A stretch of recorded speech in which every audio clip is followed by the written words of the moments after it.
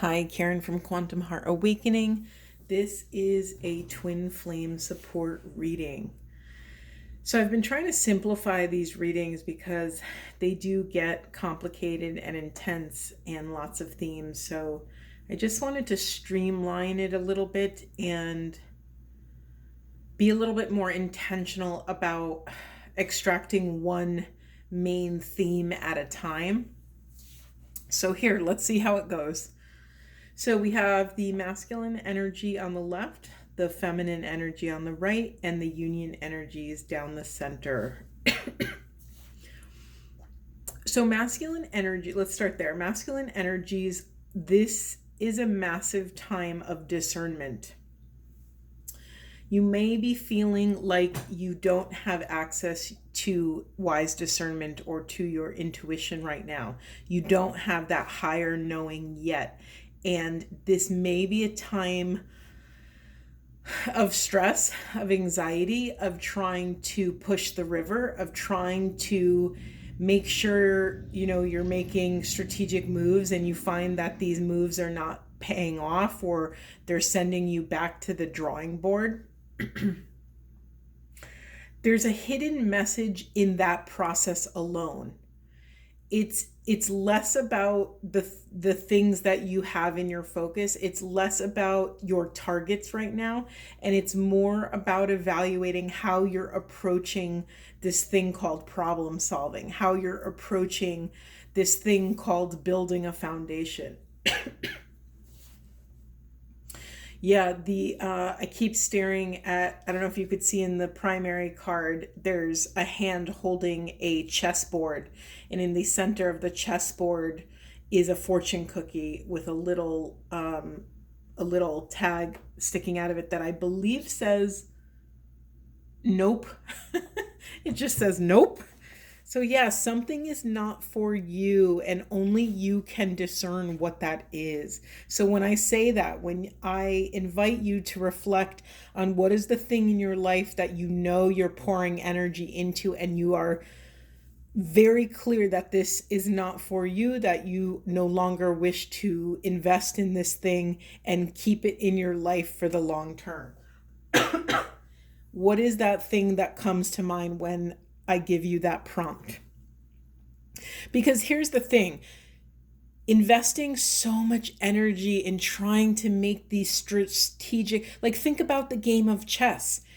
I don't know how to play chess. I always admired chess players because their minds have to be, however many moves, 10 moves ahead to plan their course, right? And so I think what this is saying is divine masculine, that there is an actual easier way, that when you can actually open the doors, I'm noticing those doors, it almost looks like a floating cabinet with a face on the inside of that card. When you can open the doors to your intuition, you don't have to be so strategic. You get to actually just drop into the present moment and access your wisdom in that present moment. You don't have to plan ahead of time to calculate your course to make sure you're guaranteed this certain outcome. Because what I think has been happening, and we've been seeing this in the readings, is that masculines have been getting to that outcome and then the result has fallen flat. The result has fallen short to inspire, to fulfill desires, to be in alignment, to set them up, to solidify their firm foundation so they can build something that is in alignment. So again, we cannot build something on a shaky foundation or a foundation that has cracks in it. Anything we build will come down. So divine masculines, you're being invited to come into pristine awareness, pristine desire, pristine boundaries at this time. Yeah, there's this other narrative for masculines about when you can be open-hearted and discern reality, discern your core desire, your core truths in the present moment, you have more access to wield your sovereignty in a way that will result in victory and success. Let me say it how I want to say it. So in the past, masculines may have just followed their passions, and this could be sensual, sexual desires, and masculine energy part of their path has been learning to temper their eros, temper their core flame in a way that they don't have to clean up the mess afterwards. It's very easy when passion is ignited to make decisions out of, instant gratification or, quick thinking or whatever it is. And so this is kind of hammering in this idea that when you can discern who is not for you, what job is not for you, what living environment, what community is not for you, you are then safe. It is safe to follow this divine passion. So often in, God, I don't know, hundreds of years, the masculine eros has been vilified, kind of this like uncontrollable animalistic energy that tears through villages, right? I'm being dramatic, but you get the point. And so I think either consciously or subconsciously or both, masculines have learned to not trust their inner flame, or they do trust it and they love it, but maybe they push it into the shadows. Maybe, this can result in cheating on partners or exploring, I'm getting actually quite vivid sexual scenarios. So, maybe going to unsafe or unhealthy ways of kind of getting those needs met, and they're not above board, or they're not out in the light. There's something about that. So when we can we can shine illumination on all of these things and have access to this third eye, this crown, when the crown is open, we can allow this divine wisdom to flow through our system and inform our discernment so that we can be free. Because divine masculines, your passion, your eros, your sacred sexuality is just that. It is so sacred, and we need that. That's the energy that thrives, that births creation. This is such a sacred energy, and it has been shamed in various forms, as it has the feminines. I don't want to leave you out, but we're on the masculine energy side right now. So yeah, it's like,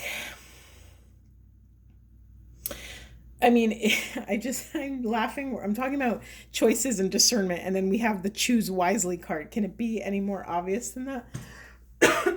Excuse me. Yeah. There's also a wielding of this free will when we can know for 100% hell yes what our passions are and where we want to go with our mission and purpose. We have full permission to ignite, let the flames of passion ignite to their highest and fullest extent, because it is safe to do so, right? They're on the right path. The passions are laying this, I just saw the yellow brick road, but the bricks were like mini flames.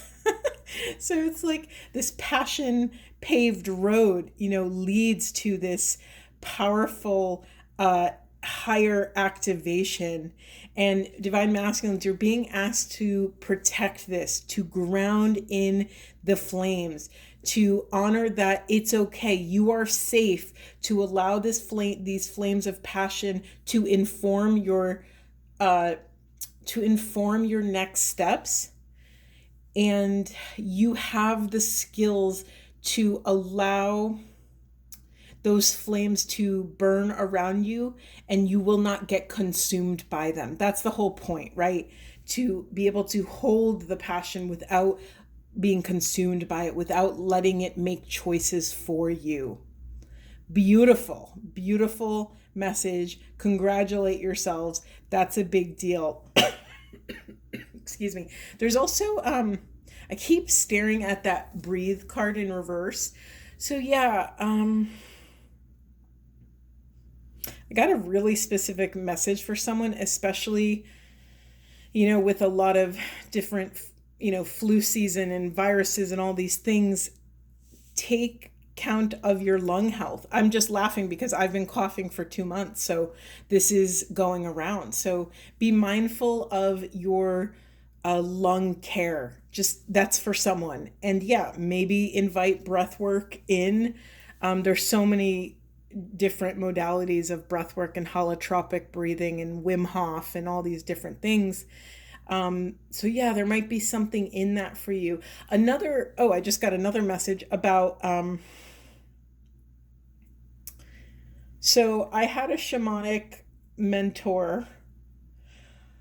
Sorry, I'm piecing together the story. I had a shamanic mentor teach us an exercise with breath work of how to ignite the central energy pleasure channel in the body, which is, your chakra system, but from your root all the way up. And to allow this oceanic wave of oneness to boil up from the root and move through our bodies, to really ignite Eros, but to do so in a conscious and intentional way, so that we can start in the safety of our own vessels and bodies and spaces, that we can start playing with Eros while we're by ourselves, so that we can learn how it moves through our body, where it may be blocked, where does it feel good to run this Eros. And I'm seeing this breath work as a way of tempering the passions. And I might get this term wrong, but I think it's the right term. This idea of sublimation. I could go down a rabbit hole right now and talk about like men or masculines and male bodies practicing like semen retention, where they practice not ejaculating and running kind of that Eros up and down the body, and instead of letting it culminate and all that blood flow culminating in the genitals, you can actually bring this energy up through the chakra systems and allow that energy to move and be balanced. And you can even, I just laughed that I'm talking about breath work and I got out of breath. You can even direct that energy into different things, into different projects or creative pursuits, or physical goals like athletic goals, or whatever. So it's really interesting. Our Eros is a powerful life force. I mean, literally, it's the force that births people on the planet. It's pretty powerful. And so it makes sense that birthing people is not the only function for this powerful divine gift.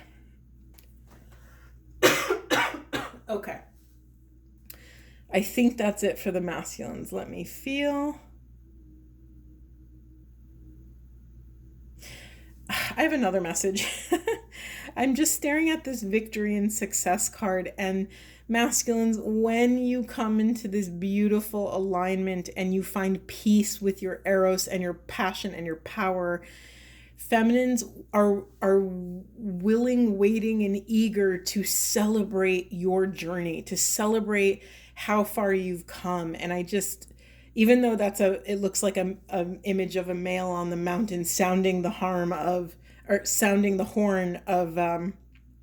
victory, I picture the feminines just so eager and so excited to celebrate their masculines. That is such a beautiful message. Okay. All right, let's move on to the feminines. Feminine energy. Yeah, so per usual, the masculine side of things in the narrative has been more about outside, external building, more out in the world. Yes, dealing with inner stuff, but as to promote or to work on external things. The feminine, excuse me, the feminine side of things has been more internal for a very long time. Feminines have been pausing, waiting, observing, resting in this healing space, taking time, calling back all of these pieces of self, really steeping in the divine, because they know what's coming. They know that once these union energies really start to touch ground, then it's like we hit the ground running. And so feminine energy is really staying self-contained and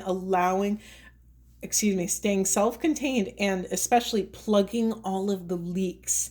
Anytime we do something that is not in alignment with our God, our intuition, our choices, our bodies, everything, anytime we say yes when we wanted to say no, or we allow a maybe to take us into an experience and it's still a maybe leaning towards a no, we leak power. So feminines are really steeping in safety, plugging all of their leaks, and allowing this sort of cosmic life force to start building up. Like what happens when you put the plug in the bathtub? It allows the water to fill up, right? Or the tub to fill up. So feminines are, and I don't know where you all, I mean, there's so many of you. We're actually at this place. It looks like the feminines are stepping out and are able to actually co-create something with spirit. Yes, we have the history. We hold the history of the union. We hold the present time awareness, and we have the speed. Sorry, I'm looking at this card because it's so cool. So there's the egg at the bottom in the co-create card, which symbolizes for me the ovoid of creation, which both twins exited out of, right? We have the cheetah, which for me symbolizes speed and ability to penetrate the world with our life force. And then we have this beautiful snow owl who symbolizes wisdom to me. So we have our history, we have the journey and all the tools that we've collected along the way. We have the wisdom, and now we have the power to take action out into the world. I don't know if this resonates with you, and you can start to feel into, does this ring true for you? Where do you feel like you're not quite there yet? Is there anything obvious that you could point to that may be blocking you taking one step forward? Yeah, feminine energy, you may be getting caught up in the mental side of things. In the this actually just happened to me, so this isn't a surprise to me. I was finally hitting a flow. I've been very low energy, been dealing with a lot of body stuff, and I was finally getting a little bit more energy to start building the behind the scenes of this business that you're enjoying right now. And yesterday, a couple of my friends said the same thing. Yesterday, I had like a tsunami of negative self-talk, self-disbelief, imposter syndrome, all these things. And, you know, I've been around the block a few times, so I could move through it with pretty decent amount of ease and flow. However, I just kept thinking to myself, what the heck is going on? Where is this coming from? And of course, I immediately tried to change my inner narrative and speak beautiful things over my soul and over my body. And but again, it's like, where are we letting these old traumatic narratives that boil up. Isn't it always the case right when we get close to something, these old parts of self bubble up, and then they want the microphone, right? They want to spill their, air their grievances to the world. And of course, the world is us, and it can contribute to a wobbly self-esteem. It could rattle our self-confidence. But just like the masculines, we have taken stock of this entire path. We have gained profound real world tools to help us cross these moments. Excuse me. Yes, I'm going to say this every reading, and I catch myself saying it. We didn't come this far to only come this far. We are accessing this higher heart opening. Something that happened with me, I had some old, like very old anger rise in me the other day, and it kind of caught me off guard. And I said, okay, thank you, anger, for coming to the surface so that I know you're there. Now I get to, dialogue and see what it needs and give it what it needs or send it on its way. But it's so easy to get stuck. It's one thing, excuse me. It's so easy to get stuck and allow that voice to be the loudest voice. Yeah, this could be contributing to, I just got a very specific narrative around feminines who are in the process of creating some sort of project or business. Specifically, business is coming to mind. Basically, feminines who are creating any sort of financial sovereignty or some sort of stability in their lives. That could be building a house. That could be, having a business and making money in some capacity. These deceptive thoughts can start to chip away at our root chakra, our feelings of safety in the world, our feelings that we can provide, basic necessities for ourselves, food, water, shelter. These can really rattle our cages. So again, drop into that deep, deep presence. Honor where you are blessed. We have the blessed card in reverse, which is just reminding me to remind you, check in. Do you have a gratitude process? Best time to do a gratitude process or practice is in the morning. You can even write things with a dry erase marker on your mirror. I really like that one. Sometimes it stains, just FYI, find the right markers. Yes, we have access to this higher heart compassion. Okay. Anything else for divine feminines? The other message I'm getting is that remember that that you have access to step into this role as the divine witness. By doing that, that will take you out of this mental conflict, right? Because you are observing the one who is experiencing the conflict. You are not the one experiencing the conflict. You are merely the observer.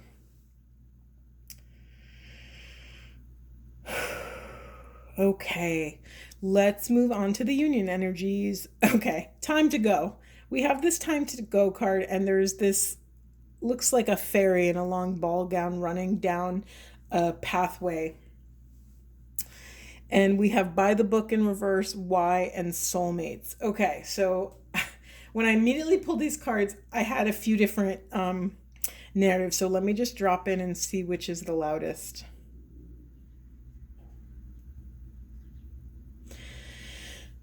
Okay, one that I'm getting, one thread of this is, it's kind of taking a piece of the masculine story. I've said this again, I'm going to say this pretty much, we're in this new time. We're in this new place. We are shifting the paradigm of how relationships are on the planet. We are anchoring these new frequencies of love and oneness. We have never been here before, supposedly. That's how it feels in our collective, and I'm speaking kind of more from a 3D place as well. There has not been this much love in the grid, I would say, as we have now. And so we can't do things by the book, because the book is an old template, right? We have to throw it out, and we have to get radically discerning around what no longer serves this process. And that's a hard thing to do, because it's not what no longer serves self, because we could be stuck in a pattern and thinking back to, well, what no longer served my older self. It's very easy to go there. We have to be very diligent and very intentional and conscious of this, and be aware of the cues that we have our eye on a higher prize. So we have to be diligent about identifying, when is it time to go? When is it time to cut this thing off? I'm getting such random examples. So if you're reading a book and it's not resonating, stop the book. If you go to a movie and you don't like the movie, just because you paid, it's okay to walk out. You are paying by wasting your precious life force by staying in that situation. By staying in relationship. Now we're getting into the bigger things, right? By staying in a relationship, a job, the home that you're in, by keeping certain friends around. Is it time to go? Where is it time to go? If anybody in any way steals your equilibrium, yes, honor what work is on your side of the street, but also honor your very real desires to have boundaries around who you let into your precious energy field. Okay, I got all fired up on that one.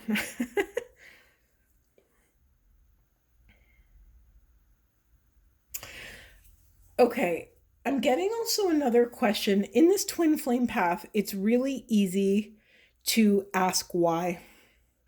And I got to lean on my favorite mentor, Carolyn Mace, and she always says to give up the why. Because you know what? It's not useful. You can bang your head against a brick wall asking why over and over again, waiting for an answer you may or may never get. Or you can take the circumstances that are surrounding you and take action, take intentional action on what is the next kindest step I can take for self and other in this moment. I'm going to say that again. What is the next kindest step I can take for self and other in this moment? We no longer, listen up, we no longer have to sacrifice any piece of our hearts in order to move forward on this path. If you catch yourself sacrificing any piece of your heart on this path, you have more work to do. I say that with profound love and grace. You shouldn't, no, I don't want to use the word shouldn't. You won't want what's at the end of that path if you sacrifice a piece of yourself. And I have a hunch that many of us, that many of you and myself included have already done that and reaped the karma from not following our whole truth. And I honor that, because that was something we had to heal within self. In the unconscious position, we have patience and letting your light shine and coming into harmony and balance. We are not quite ready for this thing. If you find yourself struggling with patience, call your spirit back, because their path has nothing to do with your path. You cannot clean up anyone else's karma. Call your spirit back to your path. Focus on what's showing up on your side of the street. And if what's showing up on your side of the street is you're frustrated and you want to push the river and you're struggling to have patience, then focus on your patience. Meditate. go for a walk in nature, do literally anything else to get your attention back on self. And then it was pretty wild. The last card I pulled for the union energies, we have the twin flame card. I mean, how ridiculous is this? We have the twin flame card, and on the bottom, I'm trying to pick it up. On the bottom, it says, everything is possible. And the two swans are a symbol of inner union. Black and white, yin yang, inner union of feminine and masculine. Wow, that was a beautiful read. Let's see, do we want to get, let's get some more, just because. What do we want here? Let's do some flower cards. I love these. All right, what does the collective, ooh. Okay, I'm making a mess over here. You can't see, it's okay. We have good luck. We have courage and transformation, and we have spirituality and psychic energy. So this keeps coming up around, because we are grounding in a way we never have before, spirit is able to move through us in new ways. And so I want to just flag that for you all. I'm underlining this for you. Be mindful, again, that we have never been where we are, so the terrain may look different. We may be asked to do things that we have never done before. It does not mean you cannot do them. If you are being gifted with an opportunity or an experience, you have all the tools you need to come into present with that experience. And if things go awry, then that is your work. Let me get one of my, I love this deck. It's a New Orleans deck. Okay.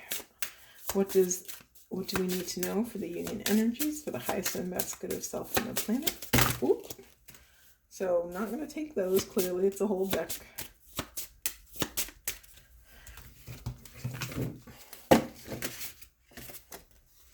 We have power and intuition. Perfect. Perfect. I will close on this last note. I was just talking to a friend today and I said to her, no matter how far we go on this path, it never fails that the work we end up having to do the most is the work that supports our self-esteem and self-confidence. Because it's our third chakra that ends up being activated when we can't meet a moment or when we struggle to meet a moment. And I honored that many of us have extreme trauma in trying to do this over and over and over again.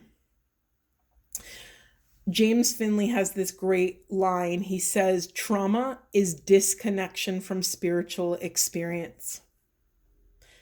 Now, I don't know about you, but I think that it is an incredibly